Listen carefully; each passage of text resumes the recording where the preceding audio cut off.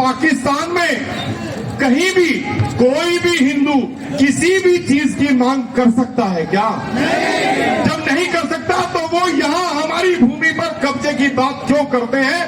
करते केवल इसलिए है क्योंकि हम लोग सुनते हैं, हमें सहन करने की आदत सी हो गई है।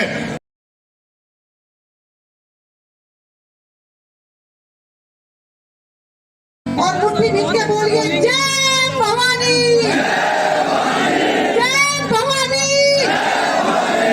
बहुत बढ़िया, ये आवाज जानी चाहिए उन लोगों तक जो वक्फ बोर्ड की बात कर रहे हैं। मैं 2 लाइनों में अपनी बात कहना चाहती हूँ क्योंकि सभी ने अपनी बात बहुत ही विस्तार से आपके सामने रखी है कि ना धरती देंगे ना आसमान देंगे। बोलिए ना धरती देंगे। और जब बात करी वक्फ बोर्ड की तो पाकिस्तान भी छीन लेंगे।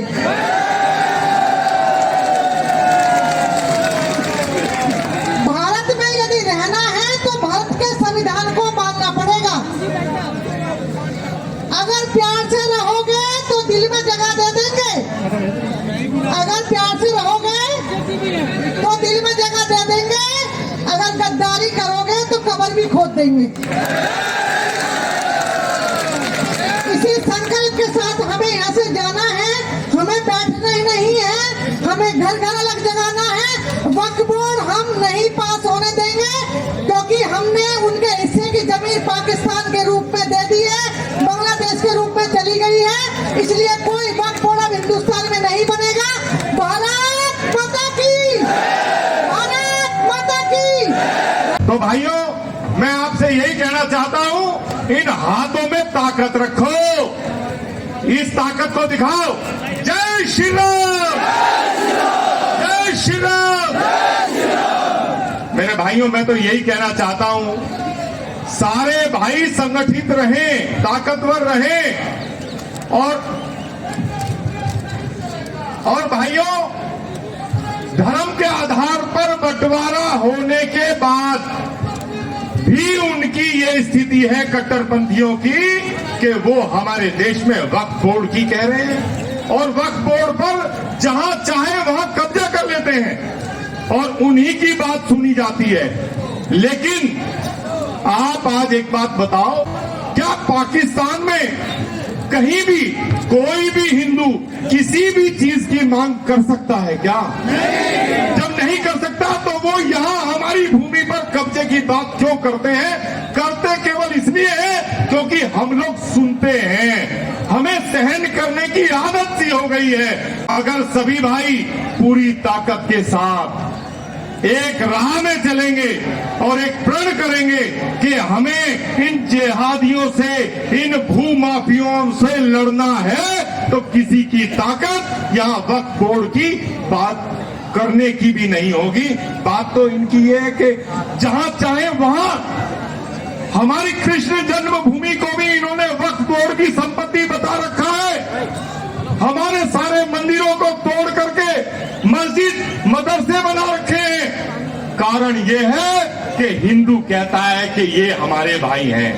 आप लोग जितने जागरूक हिंदू हैं, जिस तरीके से अनिल भाई ने बताया था, सभी गली मोहल्लों में सभी जगह अगर आप लोगों ने हनुमान चालीसा शुरू कर दी और आप लोगों ने अपने युवाओं को जागरूक करने का कार्य कर दिया तो ये भूमाफिया हवा में ही समाप्त हो जाएगा। ये वक्फ बोर्ड, ये सब खत्म हो जाएगा। लेकिन कारण ये है भाइयों, हमको घर ज्यादा प्यारे लगने लगे।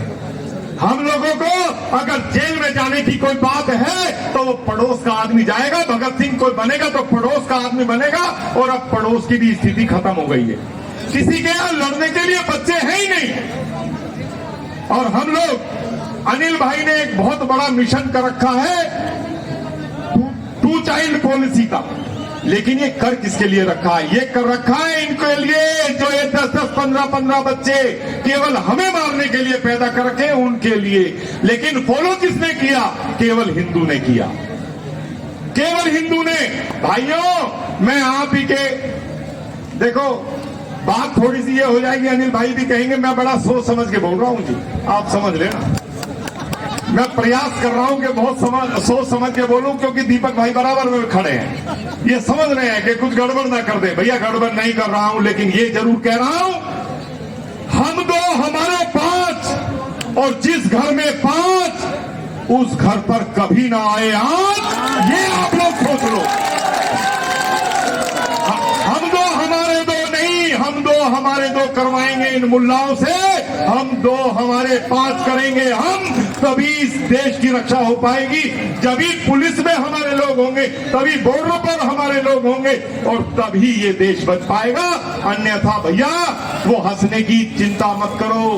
लोग हंसे, मुझ पर बहुत हंसते हैं, मुझ पर बहुत छीटाकसी करते हैं कि इसे और कोई काम ही नहीं है धर्म के लिए। मैं धर्म के लिए नहीं लड़ रहा हूं, मैं आप लोगों को बचाने के लिए लड़ रहा हूं। आप लोग समझ ही नहीं पा रहे हो। लोग मुझे कुछ भी कहें, आखिरी सांस तक केवल आप लोगों को बचाता रहूंगा। हम जो एक एक दो दो बच्चे पैदा कर रहे हैं, हम जो एक एक दो दो बच्चे पैदा कर रहे हैं, हम उनके लिए कहीं से भी किसी भी प्रकार से संपत्ति अर्जित करते हैं। लेकिन भैया उस संपत्ति का क्या करोगे जब आपके बच्चे ही नहीं रहेंगे? अपने बच्चों को बचाने के लिए ये वक्फ बोर्ड जैसा कानून तो समाप्त कर गए ही रहेंगे। लेकिन भाइयों एक बात और है, मैं कह देता हूं क्योंकि मेरे मुंह में आ रही है बात। हम लोग तो केवल पैसे के लिए लड़ते हैं, वो लोग केवल इस्लाम के लिए लड़ते हैं। ये हमारी नपुंसकता का कारण है कि हम लोग केवल पैसे की बात करते हैं और वो केवल धर्म की बात करते हैं। जिस दिन हमने केवल धर्म की बात कर दी और पैसे को और सब चीज को हटा दिया, उस दिन इस देश में एक भी जिहादी कट्टरपंथी आतंकवादी नहीं रहेगा। मांग करने की तो बात ही अलग है। चलो खैर, फिर विषय बढ़ जाएगा। मैं एक बार ताकत के साथ सभी से कहता हूं, आज ये कसम खाकर जाएं, और कसम तो अनिल भाई ने खिलाई है, लेकिन भाइयों कसम खाकर ये जाओ कि हिंदू भी हमारा भाई है, और उसकी पहचान के लिए एक तिलक लगाओ। तिलक जरूर लगाओ। जब सड़क पे चलते हुए मैं देखता हूं, जब मैं सड़क पे चलते हुए देखता हूं कि मेरे हिंदू भाई की पहचान कैसे होगी, उसकी पहचान करने के लिए मुझे सोचना पड़ता है। आप लोग कलावा नहीं लगाते। और सबसे बड़ी बात मैं ये कह रहा हूं, अब तो तिलक की और कलावे की बात छोड़ दो, अब तो ये शिखा रखनी चालू कर दो, और मैं शिखा से पहचान करूंगा, और अपने भाइयों की पहचान मुझे होनी चाहिए। मेरा भाई कोई प्रताड़ित नहीं होगा। जिसके सर पर शिखा होगी वो ऑटोमेटिकली ताकतवर होगा। ये मैं आप लोगों को कह रहा हूं। आप लोग ताकत के साथ हिंदू बन जाओ और अपने भाइयों को बचाने का काम करो। जिस दिन आप शिखा रखनी प्रारंभ कर देंगे, उस दिन ये वक्फ बोर्ड समाप्त हो जाएगा। कमी हमारी है, हमें शिखा रखने में शर्म आती है। हमारी बहन को देखो, ये बताएंगी कश्मीर से कैसे आए हमारे भाई, हमारे भाइयों की पहचान कैसे हो। ये पहचान आप लोगों ने सबने छिपाई है, अपने हाथों से अपनी चोटी कटाई है। अपने भाइयों को मैं कह रहा हूं, उनको बात तो थोड़ी कड़वी है, लेकिन वक्फ बोर्ड के लिए हम काम कर रहे हैं, ताकत से लड़ रहे हैं। भैया सर पर शिखा रखो। और एक छोटी सी बात बता दूं, मैं जेल चला गया, अनिल भाई थोड़ा सा विषय बढ़ जाएगा। मैं जेल चला गया तो वहां कुछ लोगों से सफाई करानी जा रही थी दीपक भाई, तो मैंने देखा तो उनके शिखा थी, तो मैंने उन्हें बुलाया, आओ इधर।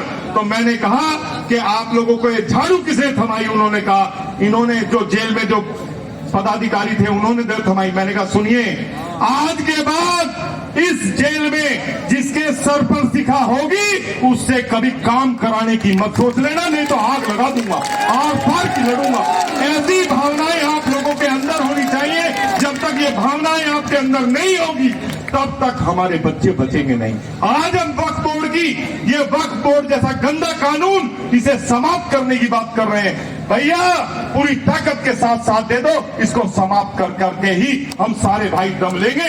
लेकिन हम लोग ताकतवर जब है जब आप लोग हमारे साथ हैं, अन्यथा हम में कोई ताकत नहीं है। एक बार ताकत के साथ जयकारे का उद्घोष करेंगे। जयकारे वीर बजरंगी। एक बार मैं बोल रहा हूं बटेंगे तो आप कहना कटेंगे। अगर बटेंगे हिंदू हिंदू बस ये पहचान लो। वक्फ बोर्ड को तो साले को मैं अब जाऊं, अब समाप्त कर दूंगा, लेकिन मैं कुछ बंधा हुआ हूं मेरे